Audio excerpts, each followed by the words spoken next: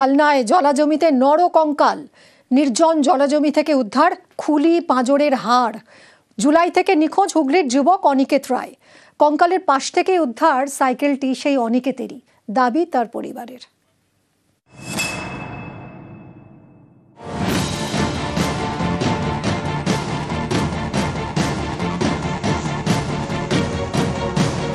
জলাজমিতে নরকঙ্কাল, চাঞ্চল্য পূর্ব বর্ধমানের কালনার রাজবংশী পাড়ায়।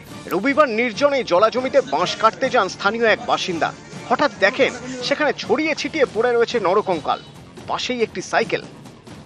এটা আমরা দুপুরবেলা দেখেছি। এখানে এই বাঁশের কঞ্চি নিতে আসা হয়েছিল, এসে দেখা গেল যে ওখানে একটা মানুষের মাথা। তারপরে ওইদিকে গিয়ে দেখি ওখানে সাইকেলটা পড়ে রয়েছে, পিঠের এই সিদ্ধারাটা ওইখানটায় পড়েছিল। শুধু তো হাড়গুলো, তো আর তো কিছু পাওয়া যায়নি। কোনো পচা গন্ধ বের না না না।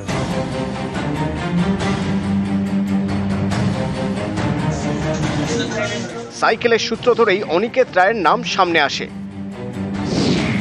হুগলির যুবক অনিকেত জুলাই থেকে নিখোঁজ, তার সাইকেলটিও পাওয়া যাচ্ছিল না।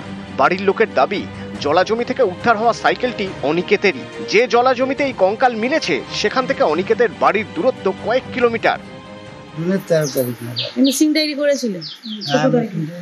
প্রথম শুনলাম তো সাইকেলটা লাইনের পাশে পাওয়া গেছে, সঙ্গে একটা পেলিচল নাকি কঙ্কাল ধরনের। বডিটা ঠিক না, সাইকেলটা কনফার্ম আমাদের, তাই থেকে মনে হচ্ছে বডিটা আমাদের।